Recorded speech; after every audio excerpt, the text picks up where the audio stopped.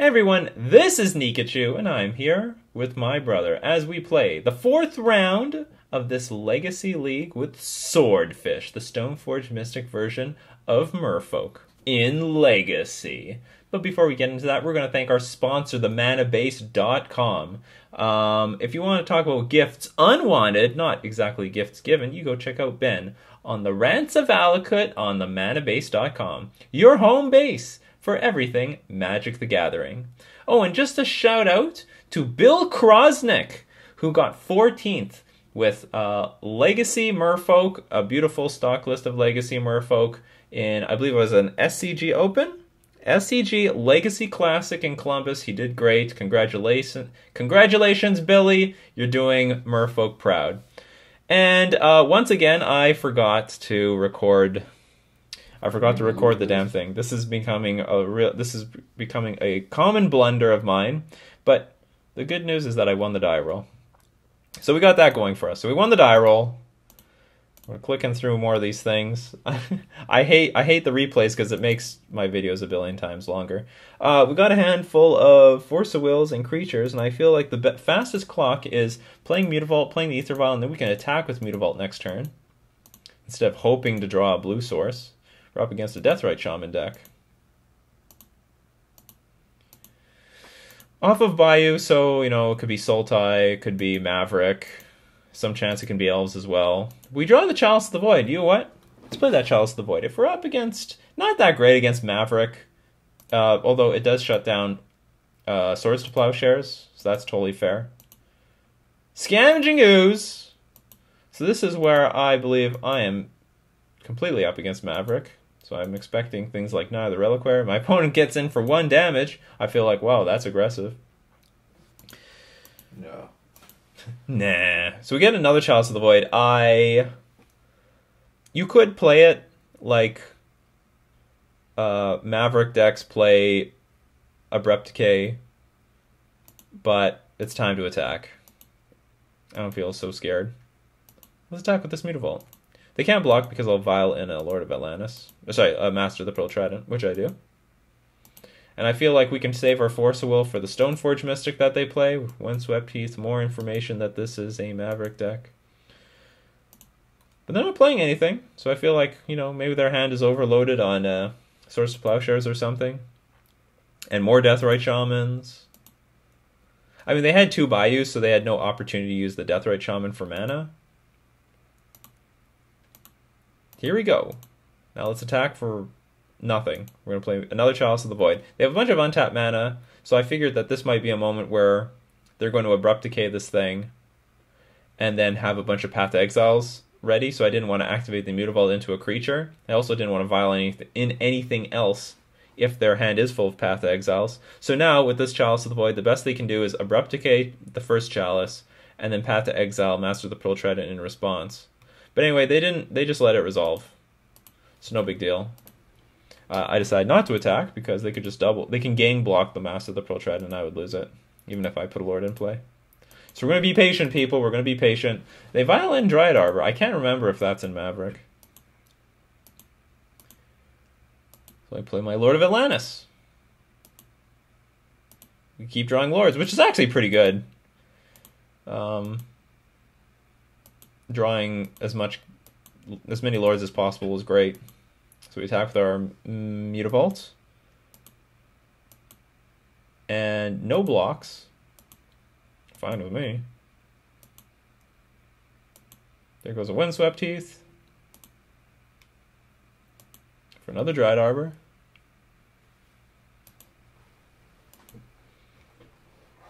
I didn't put any Lords in play because I want to give myself the option to have double Force of Will up if necessary. And my opponent plays now Elvish Visionary. Whoa, was I wrong about what we were up against. So this has gone from me being sold completely on Maverick to now completely unsold. To be honest, I don't even know if they play with Dryad Arbor. Maybe this was the telling sign right here, especially when 2 of them were out. But here's Elvish Visionary. They're going to show me the way. So now I see that maybe I'm in deep trouble. So we get this thing in play because like they're at a point where they can now untap, play Natural Order, and kill us. So I decided now is the time to activate Mutavault. And let's just attack with everything. If they gang block a Lord, that's fine. If they gang block a Lord, then that means a bunch of other stuff is dying. And some creatures are getting through. And I always have the option to Violin Lord of Atlantis to make a gang block not work. So my opponent makes some pathetic blocks. I don't Violin anything. We're going to keep Double Force of Will up. Sort of feel like the game is in the bag. A lot of cards I can't play. And hell no, forget that Natural Order. Absolutely not. So that's game 1. Let's move on to game 2. So our hand is poor. I remember, oh man, we didn't have like good sideboard. Our sideboard wasn't great. We brought in the Containment Priest. That was good. That was great. What else did we brought in? We brought in All the Swords to Plowshares. And we took out all the Curse Catchers and we took out Phantasmal Image. That's what we did. I can't remember. I believe this is a card that I always thought was good in Elves, but I believe Tuxtev said it was trash just because it's clunky and slow. But I didn't like Curse Catcher because I thought that card was trash because it can't counter anything. Although, you know, you could say, you know, it's our aggro card, something to do on turn 1.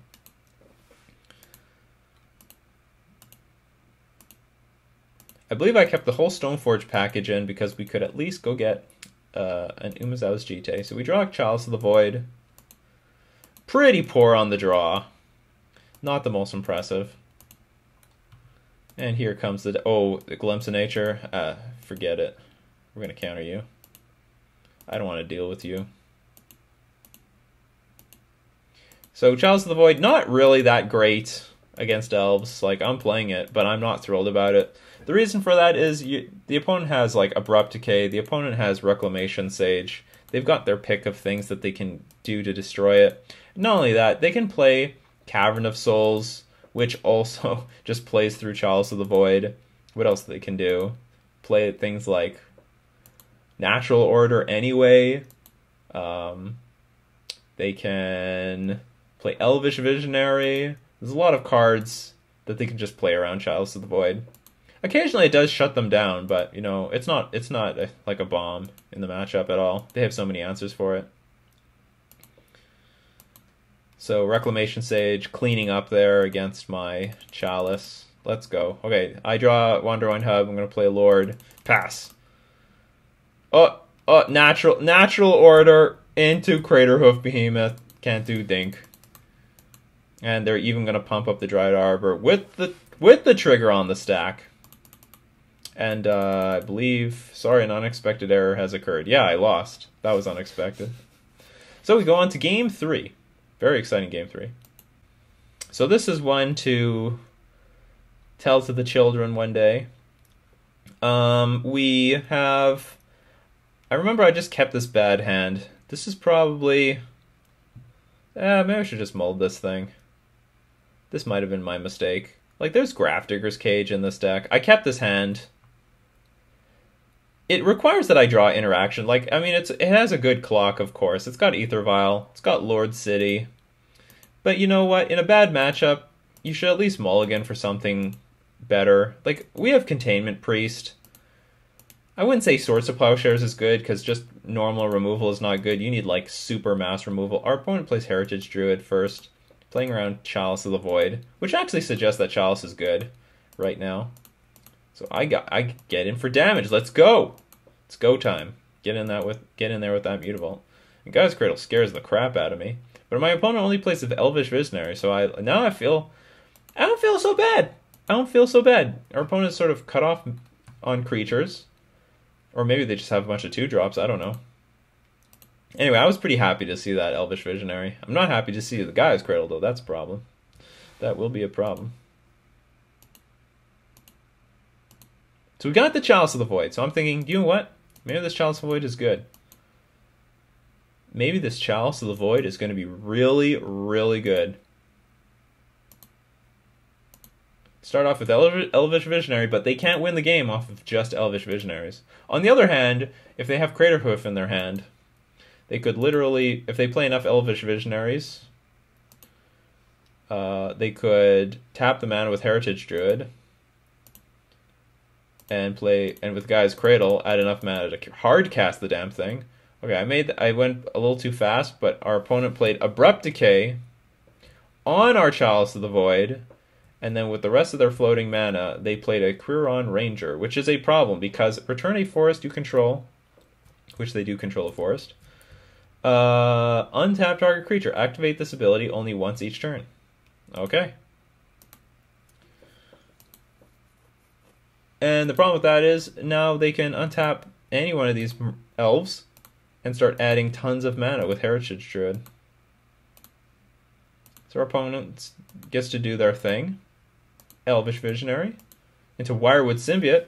And at this point, I feel like, well, we're dead. Return an elf you control to its owner's hand. Untap target creature. Activate this ability only once each turn.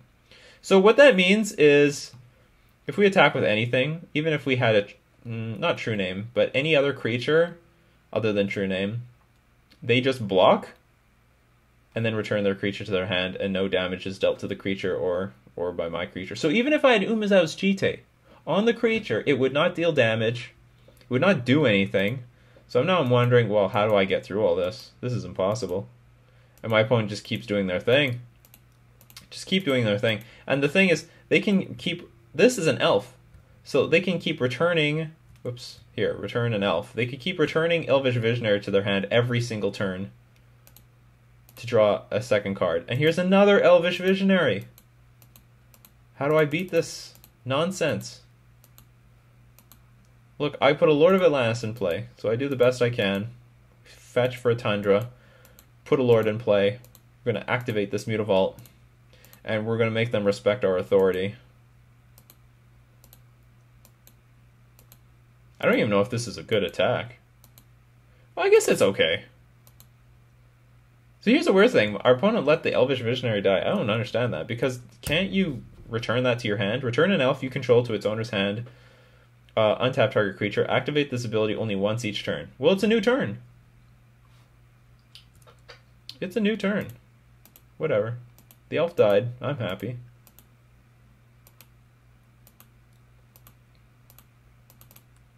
So 3 mana. Added. Another Visionary. 6 mana added. Natural Order. Craterhoof. But you know what? That's not all. We're going to Natural Order into a second Craterhoof, because you know what? This deck has more than one Craterhoof. Another trigger. And then hit me for 76. That's the damage. 76. 15, 30, 45, more damage, 76. And that's that. And we got our head kicked in by elves. This is part of the course. I don't know if our upgrades have helped us. I mean, we have Containment Priest, which is something. I think Containment Priest is an upgrade over, say, Grafdigger's Cage because of their artifact removal. Like, they can Green Sun Zenith or hardcast Reclamation Sage, but they can't Green Sun Zenith for Abrupt Decay, which is what they need to get rid of the Containment Priest. But we didn't draw the Containment Priest. And I also think that Swords to Plowshares should, to some degree, be playable, especially against Wirewood Symbiote, which is really annoying. Really annoying. I mean, this is an engine. This plus the Visionaries, that is a hell of an engine. Anyway, so that was our 4th round with Swordfish and Legacy. I've still have some spirits, high hope. Do you know what? Like, we haven't been punished for our mana base, that's for sure. The mana base has been unpunished. We're just getting punished by, like, normal decks that we lose to. So, as usual, we're going to thank all of my patrons supporting me on Patreon. Do you know who else we're going to thank? TheManaBase.com for being our sponsor. This has been Nikachu and his brother playing Merfolk Swordfish in Legacy.